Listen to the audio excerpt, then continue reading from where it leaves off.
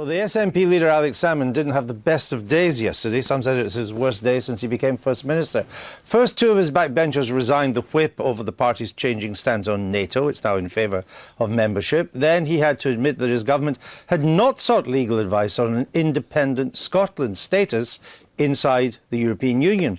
That's despite telling me in March that they had. Just take a look at this. Have you sought advice from your own Scottish law officers in this matter? We have, yes, in terms of the debate. And obviously, what do they say? Well, you can read that in the documents that we've put forward, which argue the position that would be successful. What do they say? Well, you know, I can't give you the legal advice or reveal the legal advice of law officers. You know that, Andrew. But this is the future of Scotland. Yes, but what you can say is everything that we publish is consistent with the legal advice that we receive. That was Alex Salmond talking to me on the Sunday Politics in the granite city of Aberdeen in March. Now here's Nicola Sturgeon in the Scottish Parliament in Edinburgh yesterday. In light of the Edinburgh Agreement, by which both governments have agreed the process for Scotland to achieve independence, I can confirm that the Government has now commissioned specific legal advice from our law officers on the position of Scotland within the European Union if independence is achieved through this process. The Scottish Government has previously cited opinions from a number of eminent legal authorities, past and present, in support of its view that an independent Scotland... Order! In support of its view that an independent Scotland will continue in membership of the European Union, but has not sought specific legal advice. However, as the Edinburgh Agreement provides the exact context of the process of obtaining independence, we now have the basis on which specific legal advice can be sought. Well, that was the Deputy First Minister. I'm now joined by, from Edinburgh by the SNP member of the Scottish Parliament, Jamie Hepburn. Mr Hepburn, welcome.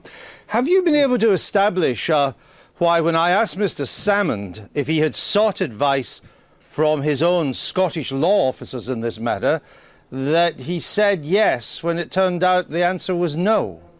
Well, this appears to be a gross misinterpretation, perhaps on your part, Andrew. I've got the transcript right in front of me, and I think it's perfectly clear what the First Minister was referring to. He was referring to the fact that the Scottish Government had, at that stage, when you interviewed him, published a number of documents, such as Your Scotland, Your Voice, Your Scotland, Your Referendum, that were, of course, underpinned by legal advice. Because you know what? Every single document published by this Scottish Government is underpinned by legal advice. Yeah, but that's the same under this well, let's look at this. Well, let's look at the full context here, because this was in the context of an interview that asked him what Scotland's status would be if it became an independent nation within the European Union. Would it have to apply again for membership? That's what I asked him, and he said no.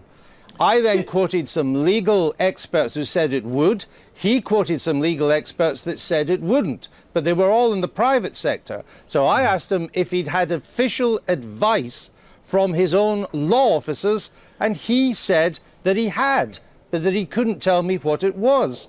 Now, what's changed? I beg to differ. You suggest that the advice that the First Minister had proffered was all based in the private sector. Again, I've got the transcript right in front of me, and you'll forgive me if I refer directly to it. He was referring to Emile Noel, Secretary-General of the European Union. Eamon Gallagher was Director-General of the European Union. Yes, Lord Mackenzie, but that, the only Scottish judge. What I meant was that they're not part of the Scottish Government. I do not think you can, by any stretch they're not part of the Scottish Government. Now, I asked him if he'd had advice from his own Scottish law. I mean, either yes doesn't mean yes, and we're in Bill Clinton territory here. Have you sought advice from your own Scottish law officers in this matter? We have, yes. Now, what bit did I not understand? Well, what you clearly didn't understand is that the First Minister was quite clearly referring to existing documents. I think that was quite clear from the exchange you had with him. But excuse me, he said that he couldn't tell me what the advice was because this kind of advice isn't published. Why would he tell me that he couldn't publish advice that he hadn't had in the first place? He explicitly says in the interview, I'm sorry, I can't tell you that advice. Well, because under the terms of the ministerial code, and Alex Salmond isn't above the ministerial code, he has to adhere to that ministerial code. But he didn't have the advice. He is not only allowed to comment on advice given, but he's not allowed to comment. He didn't have the advice. Well, if you let me finish, and I have to say, incidentally, I think some of the confusion here has come from the interruptions that were made during All the right, interview. okay, we'll leave it with there. Mr. I'm going to O'Neill. interrupt you now. Thanks very much.